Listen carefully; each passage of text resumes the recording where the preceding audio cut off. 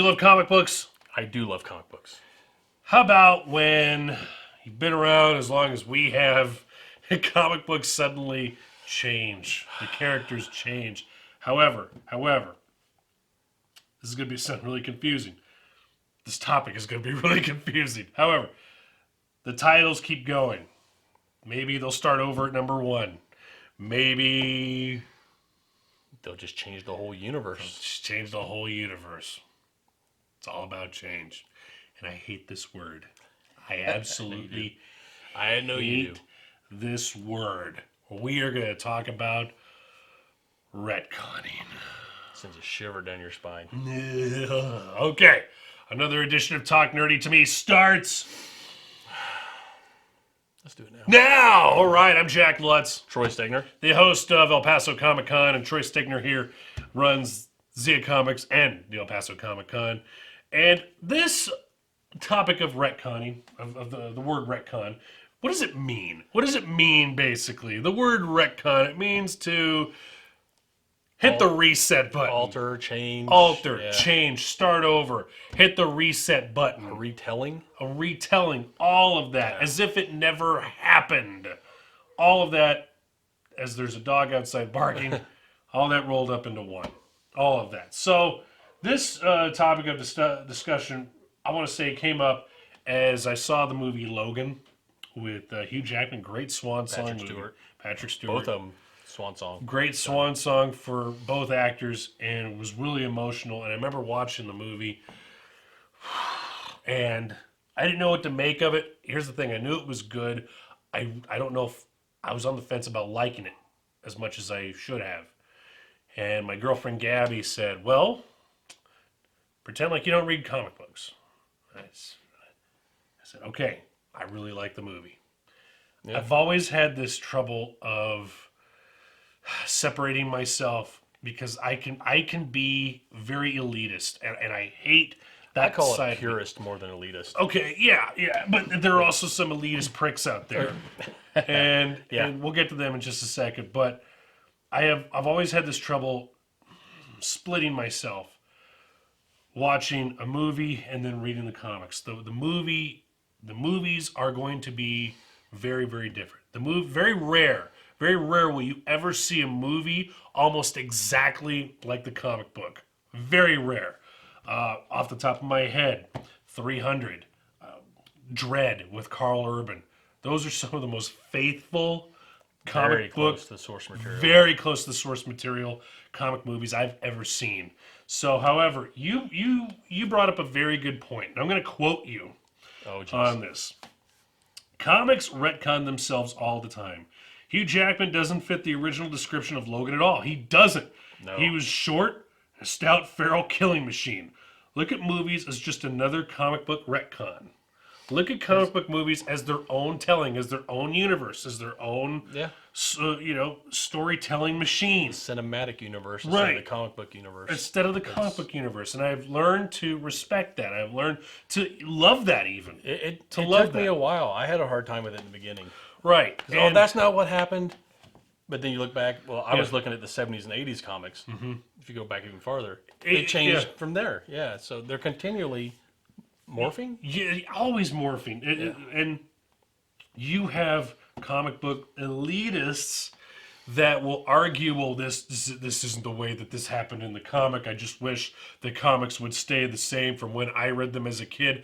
What you have to realize is that, let's say you started reading comic books in the 80s, okay? Which I did. They retconned Superman in the 80s.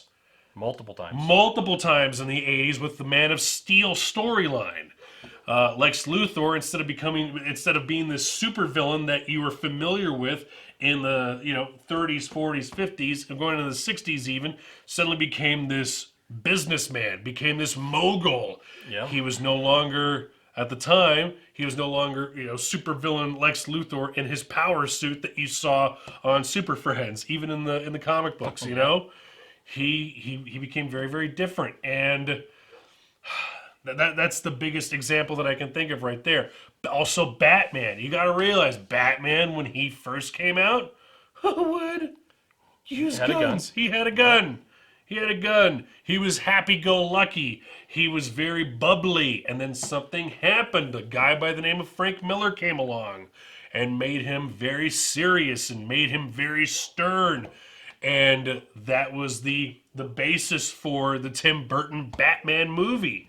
Was Frank Miller's material. Made him very gritty. Made him Changed the game with Nolan. Changed the game again. Batman changed with Nolan. Hell, Marvel will retcon their stuff every other year. Every other year. Well, we had Secret Wars. Secret Wars. DC had Convergence. Yep. New 52. Mm-hmm.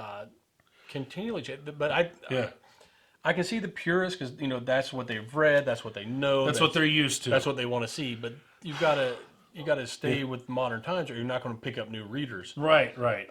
With comic books, it's different than novels. Comic books have to keep appealing to the new. Somebody brought audience. up an example. Well, you can't. Why should you retcon Tolkien or Ian Fleming or?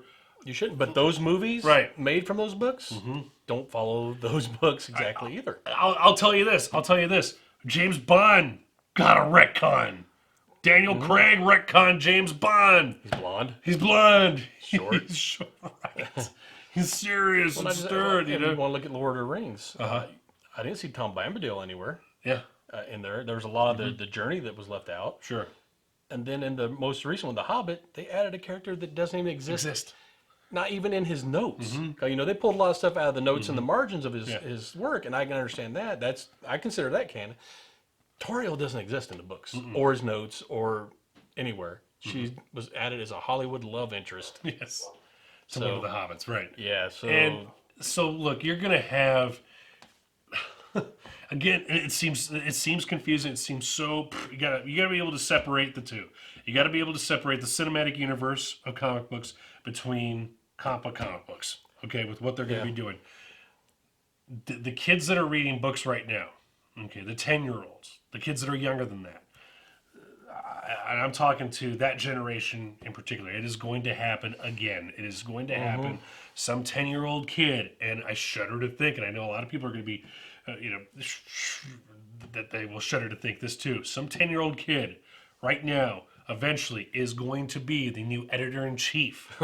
eventually of Marvel, of DC, and you will see another retcon. You will see another reboot. You will see another rebirth for DC, for Marvel. It will continuously happen for the next generation and the generation after that. They have to appeal to readers every month, not just one time and then put it on a shelf. Now, there's some retcons that I completely... I don't like all of them, trust me. I don't like all of them. The whole... Spider-Man 3? Okay, Spider-Man 3. And I'm also going to go... I like where your head's at. I am going to go into the comic book world here. I don't like how I hated this. Absolutely hated this, but I couldn't stop reading it, if that makes any sense. When Peter Parker made the deal with Mephisto about Aunt May, and the deal was, oh, sure, I'll let Aunt May live, but you make the deal, you and Mary Jane... And your unborn child. Will never exist. And he goes along with the deal. Wakes up... He has his mechanical web shooters back. Him and Mary Jane, you don't really know what happened. They're not together anymore. And at the time, he was working for the Bugle. I didn't care for that one much, but I didn't. But I wanted to see where it went. I want to see, how far Marvel's gonna go with these retcons and reboots. One of those things you hate to love. Right. So not every retcon is good. I'm not saying retcon is good every time. It's just it's a necessary evil almost. Yeah, they're trying to change to bring in the newer readers, the younger readers.